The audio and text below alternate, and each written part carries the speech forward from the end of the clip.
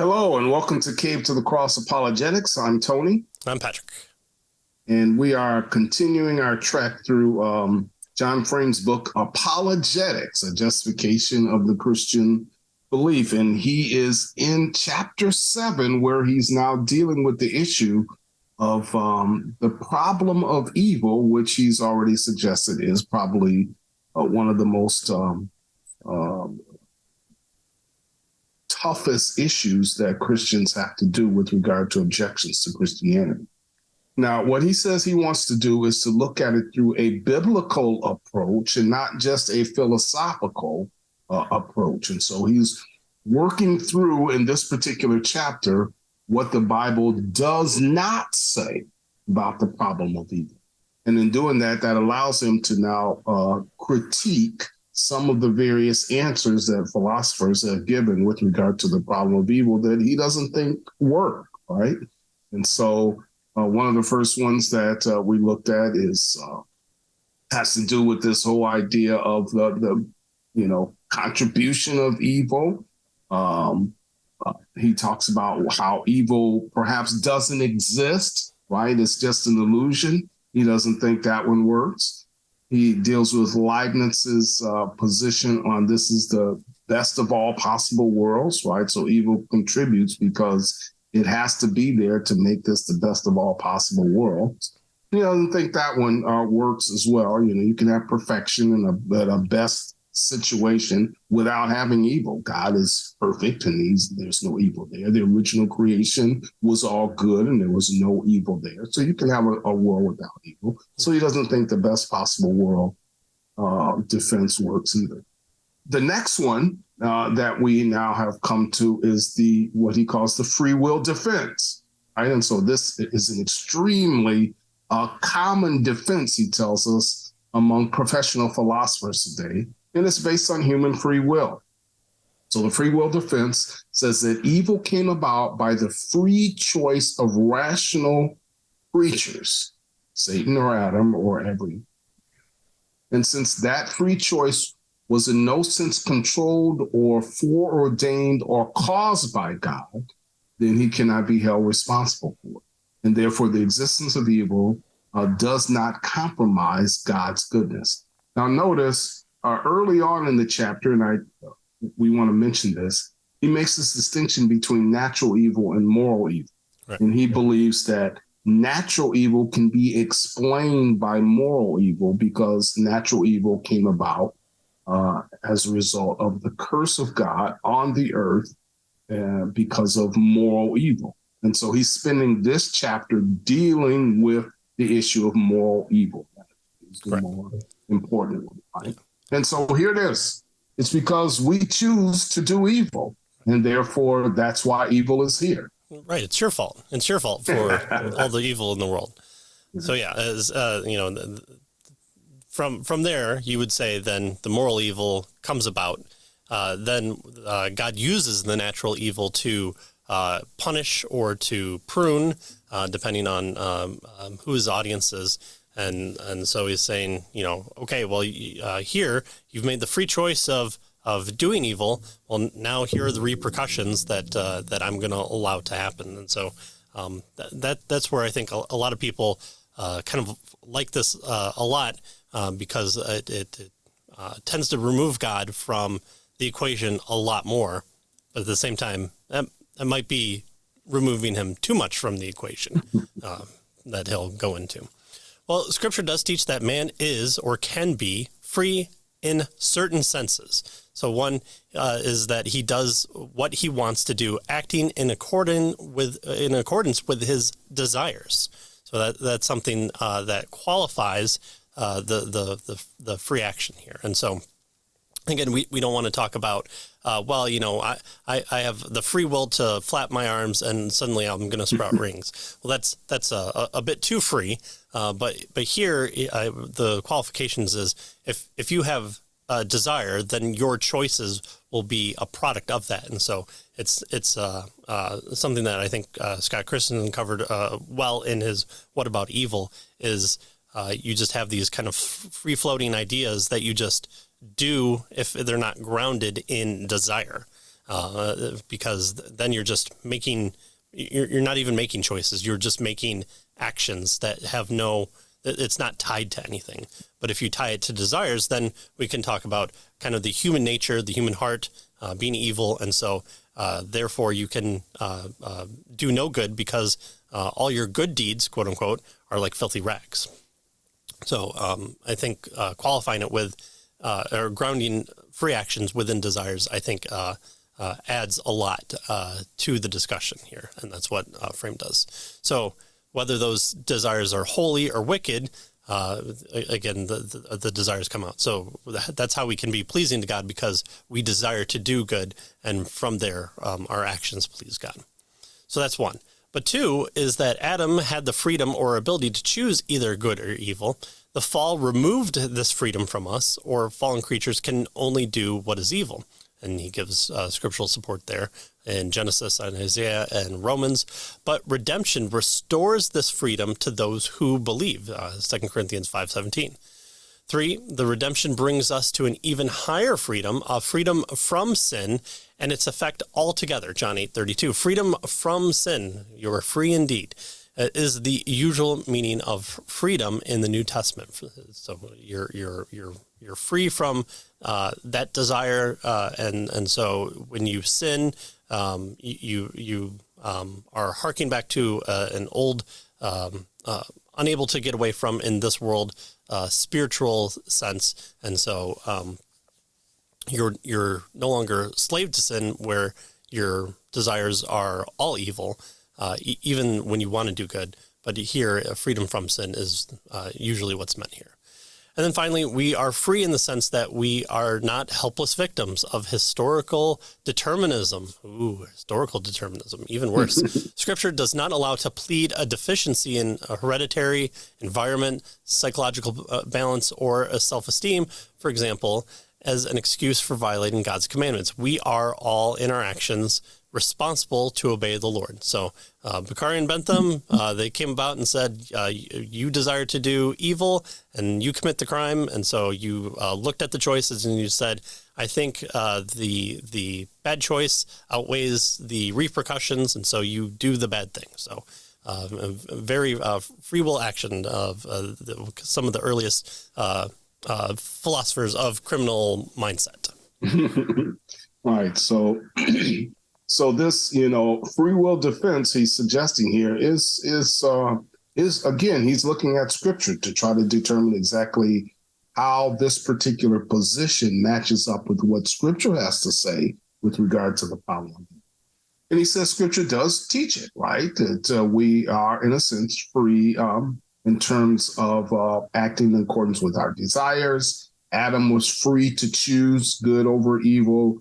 Redemption brings a higher freedom.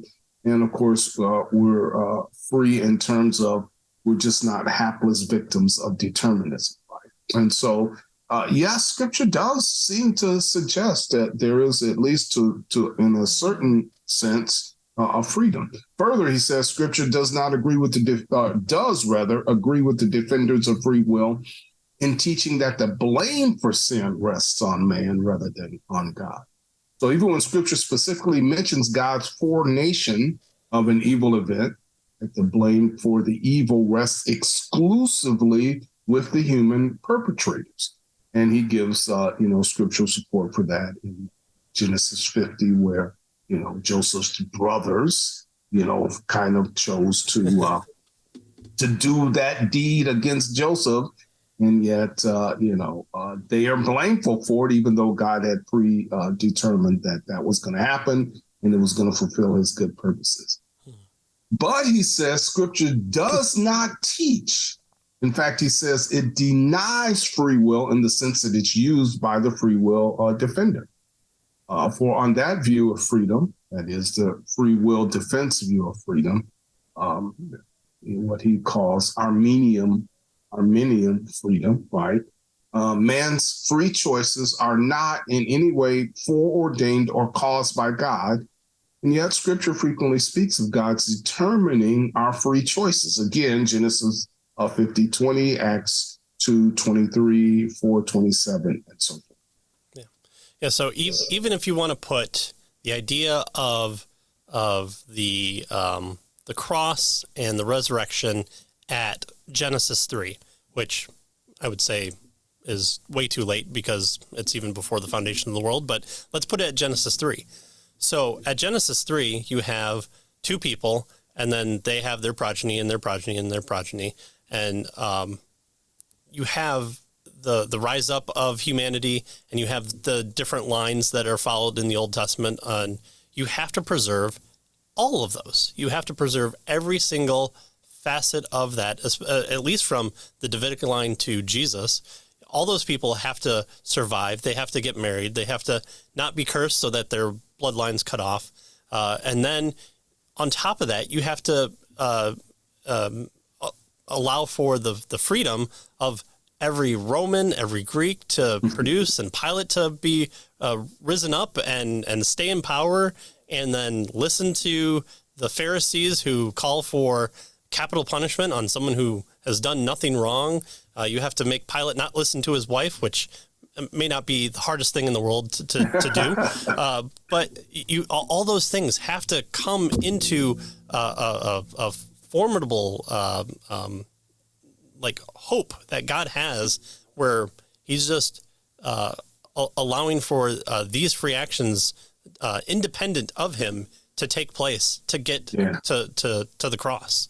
And how do you make claims of prophecy within those choices? I think those are very hard to undo within the Armenian system. And not to say that there's no answer for it that someone who would posit that wouldn't give, but I'm just saying there's a lot there to cover. All right, well, it is remarkable that Romans 9, where the problem of evil is explicitly raised, Paul does not resort to the free will defense. Rather, he contradicts the assumptions of that defense. In Romans 9:14, the problem of evil comes to 4. Was God unjust to ordain evil for Esau before he was even born? And what does Paul say? No. Why? Well, the free will defense would say that God foresaw Esau's autonomous free choices and therefore determined to punish him. But Paul traces the evil to God's own free choice. I will have mercy on whom I have mercy, and I will have compassion on whom I have compassion. God is able to freely make that decision to bless the younger rather than the oldest. He's not going to stop Esau from giving up his birthright for a bowl of soup, and all these things that come about that seem to thwart the kind of normal goings on of what we would expect. And that's the crux of the story. That's why we're reading the story, because this big divide between a family, and then the culmination of that too is a beautiful story of redemption and forgiveness as well. But here, Paul is the interlocutor. He's expressly talking to the people that would bring this type of charge against God, who would want to believe in the free will defense and posit it against the kind of reform position which Frame would hold to. Right, exactly. So notice what he says here is that in Romans 9:14, this Esau, God, choosing Esau or Jacob over Esau, is the exact position that you would expect Paul then, if he held to the free will defense, right, would jump in and say, well, God, saw ahead of time what Esau would do. And so based on Esau's free choice, God chose Jacob. But Paul doesn't do that. Right. Paul says, no, it's based on God's choice, right? So where you would expect free will to just come in, Frame says Paul avoids it, and he doesn't talk about it. Another place is in Romans 9:19. The problem of evil comes up again, he tells us. Why does God still blame us, Paul says? And again, the answer is not, he tells us, because God does not control our free choices. Rather, the answer is that he has full rights over us to do whatever he sovereignly chooses to do. And so what Frame is trying to suggest here is the very places where you would expect the free will defense to enter in, it's totally avoided, right? And Paul in Romans chapter 9 doesn't mention it, and in fact goes against it. And so he tells us here that Scripture never uses the free will defense in any passage where the problem of evil is up for discussion. He says you will not find it in the book of Job. You will not find it in Psalm 37. You won't find it in Psalm 73. Indeed, all these passages presuppose the usual strong view of divine sovereignty. And so basically, the free will defense is unbiblical. The Bible doesn't use it. Right. Right. Jesus doesn't use it when, they're talking to him about the tower that fell on the people, nor the Jewish, the Jewish people that were killed by Pilate, and their blood spilled in a terrible way, a sacrilegious way. He doesn't point to say, well, that's just people using their free grace to do what they want, and God will judge them. He uses it as a source of saying, listen, you're no better than the tower that fell on them. The tower that fell on them happened, and so you should take solace in the fact that judgment is coming for us all, and now's the time to make yourself right with God and accept salvation through the means of grace, and there you have it. So he doesn't just say, well, these people made their choice, and so this is just Pilate doing what he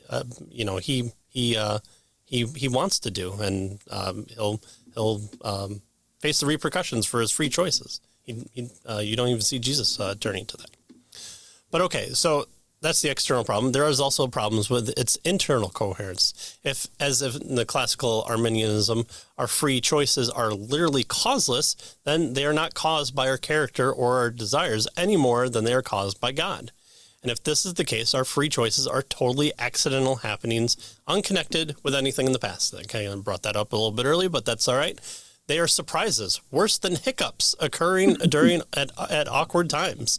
Whoops, sorry, I didn't know that I had the shotgun in my hand and I accidentally robbed the grocery store. That's right. So these are causeless choices, which doesn't, seem to make sense, right? They're just kind of arbitrary, accidental things that happen if there is no cause for these things. But what if the Armenian libertarian sees free choice as caused by the character and desire of a person? Well, Frame says then, he is introducing factors that themselves causes in heredity and environment, causes that precede the conscious life of the individual, right? So maybe it's because of the person's character, how it was shaped and their desires and, how they were born, the family they were born into, their social conditions and all that kind of stuff kind of molded them to do these various things. Oh, really? He says. Well, then now we're having, he says the Armenian libertarianism has substituted an impersonal cosmic determinism for the personalistic determinism of a biblical creation. So now, all right, fine. The choices are a result of my desires, which are a result of my environment. So now, we have an imperfect cosmic determination instead of God. Right? And so he doesn't see that this is any sort of gain for moral responsibility. Right? My circumstances, that worked on my desires caused me to do it. Okay, so now we have impersonal circumstances that are the cause. And that doesn't seem to work either, is the point he's trying to make. Yeah. Yeah, and again, if you want to say absolutely no determinism whatsoever, you have to ask, was Jesus able to say no to the cross? Was he able to say no to the Father? Was Paul, in writing Romans 9, was he able to make a mistake there? Well, if not, then there is some sort of determinism there that's happening. There's something that Paul could not have done in writing Romans 9. He couldn't have fallen halfway asleep and wrote for Jacob he hated, but Esau he loved. Changing it up on you. No, the way that Scripture carries out is from the pneustos of the very breath of God that goes forth. So Paul is not able to make a mistake, and therefore he's determined in some sense there to write Romans 9 how God wanted to. So it's not he does he lose free will there, and if there, then why not other places, and then why not everything? So all right, so that does it for this one, and we'll move to his next issue in our next episode. right. So we kind of broke this up into kind of three parts. Frame does, and we've followed along that pattern. So to kind of give the kind of best layout for it, we'll present another episode on the final points that may be just a little bit on the shorter side, but it's summer at the time of this recording, so you just go on a shorter run with our voices playing in your ear. So hopefully this helps, and it exposes you to kind of maybe different answers than what you're used to on the problem of evil, and you can go out and search cavetotocross.com for more short clips that kind of delve into these a little bit more, and come back as we finish chapter 7 for the problem of evil, part 1. Thanks for joining us, and we'll see you next time. See you next time.